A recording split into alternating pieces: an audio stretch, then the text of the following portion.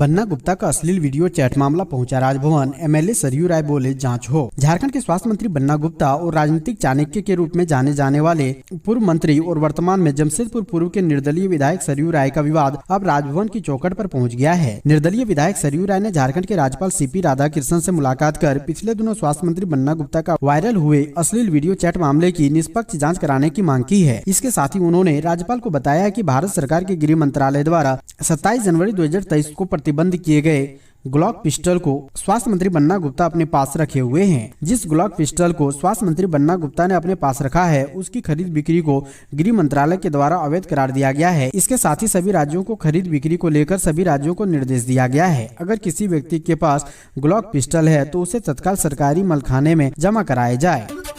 Mob lynching में Jharkhand number 1। Jharkhand में खत्म हो गया है कानून का राज, लातेहार की घटना पर बोले रघुवर दास। लातेहार में मॉब लिंचिंग की घटना को लेकर झारखंड के पूर्व मुख्यमंत्री और भाजपा के राष्ट्रीय उपाध्यक्ष रघुवर दास ने कहा कि झारखंड में कानून का राज समाप्त हो गया है, लोगों के भीतर कानून का डर नहीं रह गया है। उन्होंने कहा कि राजनीतिक दल किसी भी घटना को लेकर दोहरा मापदंड रखते हैं। रघुवर दास ने कहा कि झारखंड में कानून नाम की चीज नहीं रह गई है। वहीं मॉब लिंचिंग के मामले में झारखंड पूरे देश में सबसे आगे है। कानून का डर लोगों के भीतर नहीं है। अपने ट्वीट में रघुवर दास ने लिखा है कि हमारे समय में एक कथाकथित मॉब लिंचिंग की घटना हुई थी।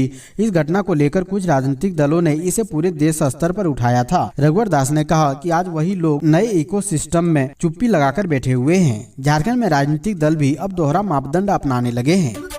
गढ़वा में श्री वंशीधर महोत्सव का हुआ आयोजन, सीएम हेमंत सोरेन ने किया शुभारंभ। गढ़वा के नगर उटारी में श्री वंशीधर महोत्सव का आयोजन किया गया। 2 दिवसीय महोत्सव की शुरुआत मुख्यमंत्री हेमंत सोरेन ने किया। इस दौरान मंत्री मिथिलेश ठाकुर और बादल पत्रलेख भी मौजूद रहे। महोत्सव को लेकर श्री वंशीधर मंदिर को आकर्षक रूप से सजाया गया है। मुख्यमंत्री हेमंत सोरेन ने श्री वंशीधर मंदिर में पूजा की। इसके बाद मुख्यमंत्री हेमंत सोरेन ने योजनाओं का शिलान्यास व उद्घाटन किया। बूढ़ा पहाड़ के विकास के लिए जिला प्रशासन ने योजना तैयार की। पंचायतों में बेहतर काम को प्राथमिकता दे रहा जिला प्रशासन। गढ़वा जिले के डीसी ने महोत्सव में आए अतिथियों का स्वागत किया। जिले के पर्यटन स्थलों की जानकारी ली।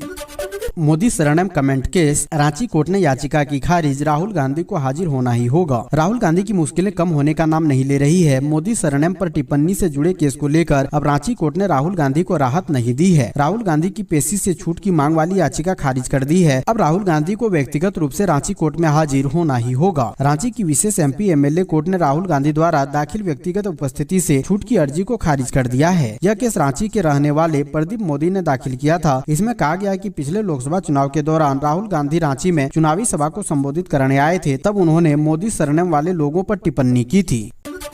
गंभीर और कोहली की लड़ाई का कर्नाटक चुनाव पर होगा असर, बीजेपी को होगा घाटा। झारखंड के कांग्रेस विधायक ने आईपीएल मैच के दौरान कोहली और गंभीर के बीच लड़ाई का कर्नाटक विधानसभा चुनाव से कनेक्शन ढूंढ निकाला है। जामताड़ा विधायक डॉक्टर इरफान अंसारी ने कहा कि गौतम गंभीर ने विराट कोहली के साथ लड़कर बेंगलुरु को नीचा दिखाया है। इरफान अंसारी ने कहा कि इस घटना की वजह से भारतीय जनता पार्टी की कर्नाटक विधानसभा चुनाव में हार तय है। उन्होंने विराट और गंभीर के बीच विवाद पर कहा कि बीजेपी के लोग कर्नाटक का प्रतिनिधित्व करने वालों को नीचा दिखाते हैं। कांग्रेस विधायक ने कहा कि गौतम गंभीर ने जितनी आक्रामकता कोहली के खिलाफ मैदान में दिखाई, काश उतना ही आक्रामकता तेवर उस जनता के लिए दिखाते जिन्होंने उन्हें चुना है। लातेहार में डायन बिसाई का आरोप लगाकर भीड़ ने वृद्ध दंपति की पीट कर की हत्या, बहू को भी मारने का किया प्रयास। लातेहार के चंदवा थाना क्षेत्र के उग्रवादी प्रभावित हेसला यानी लाधुप गांव में मंगलवार रात डायन बिसाई का आरोप लगाकर बैठक कर ग्रामीणों ने वृद्ध दंपति की पीट कर हत्या कर दी, जबकि पुत्रवधू बसंती देवी ने जंगल में भागकर और छिपकर अपनी जान बचाई। मृत दंपति की पहचान सिबल गुंजू और बोनी गुंजू के रूप में की गई है। सूचना के बाद चंदवा थाना पुलिस बुधवार हेसला गाँव पहुंची और मामले की छानबीन की। घटना के संबंध में मिली जानकारी के अनुसार मंगलवार की शाम दूसरे गांव का एक ओझा और एक अन्य लोग गांव आए थे। हेसला गांव के अखरा पर कुछ ग्रामीणों के साथ उनकी बैठक हुई। बैठक में उक्त दंपति पर डायन बिसाई का आरोप लगाया गया। घर से बुलाकर उनके साथ मारपीट की गई। इस दौरान वहां मौजूद ओझा और अन्य ने उन्हें दंडित करने की बात कही। आक्रोशित ग्रामीणों ने लाठी और डंडे से जमकर पिटाई कर दी। 2 दर्जन से अधिक लोगों द्वारा लाठी डंडे की पिटाई से वृद्ध दंपति खून से लथपथ होते अचेत हो गए। इसके बाद भी उनकी पिटाई की जाती रही। जब उनके शरीर में हलचल बंद हो गई तो लोगों ने दंपति के खून से लथपथ शव को उनके घर में ही रख दिया।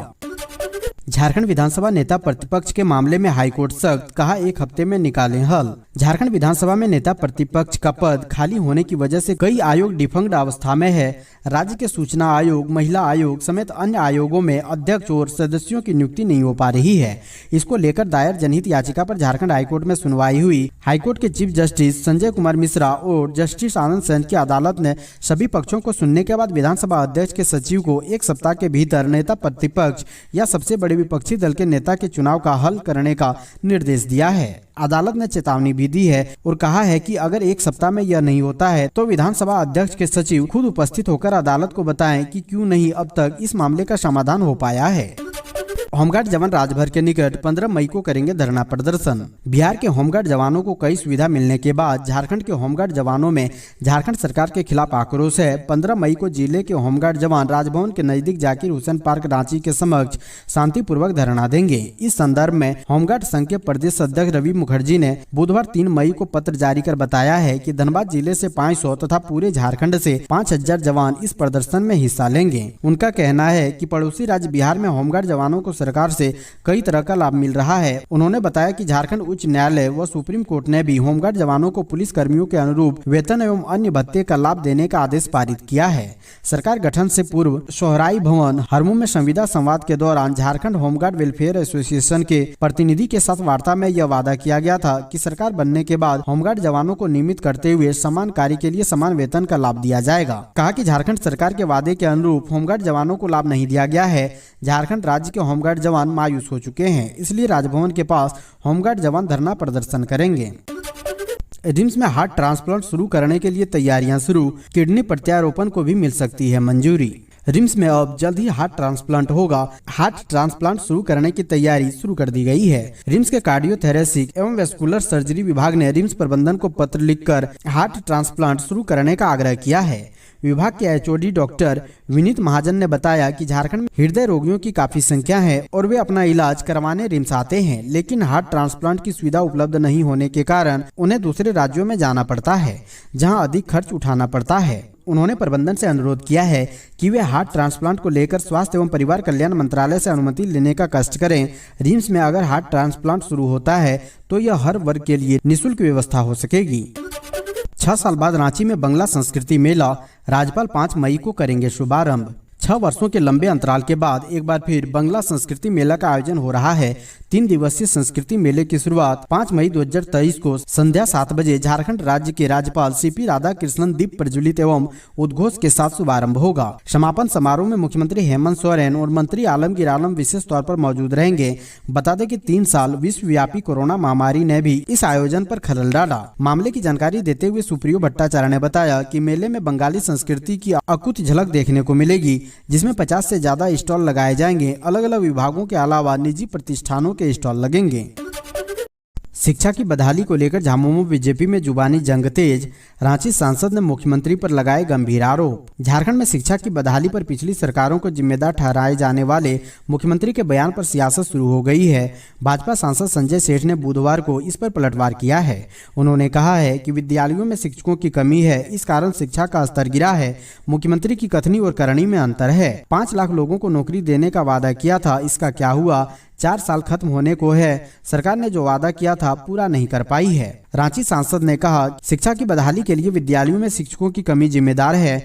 बच्चों के अनुपात में पर्याप्त शिक्षक नहीं होने से स्टूडेंट की पढ़ाई प्रभावित हुई है। सरकार ने शिक्षकों की भर्ती का वादा किया था, जिससे अब तक पूरा नहीं किया जा सका है।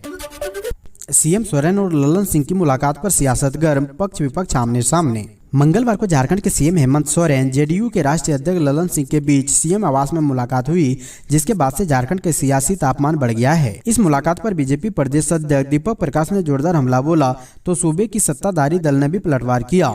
2024 में होने वाले लोकसभा चुनाव से पहले विपक्षी एकजुट की कवायद पर झारखंड में भी सियासत गर्म है। जेडीयू के राष्ट्रीय अध्यक्ष ललन सिंह, झारखंड के सीएम हेमंत सोरेन के बीच हुए सियासी मुलाकात नीतीश कुमार के संभावित झारखंड दौरे पर बीजेपी ने पलटवार करते हुए विवेकानंद नीतीश कुमार थके हुए, हारे हुए, गलत रास्ते को चुनने वाले नेता के तौर पर जाने जाते हैं। जो नकारात्मक राजनीति करते थे उनके साथ नीतीश कुमार खड़े हैं।